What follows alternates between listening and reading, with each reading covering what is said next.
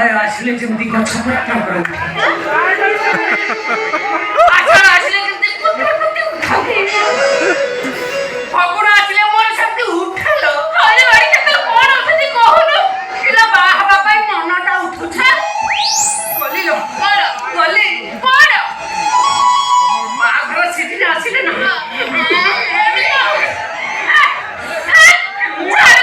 କରିପାରେନି ଗଲି ଗଲି ତୋର ଉଠୁନା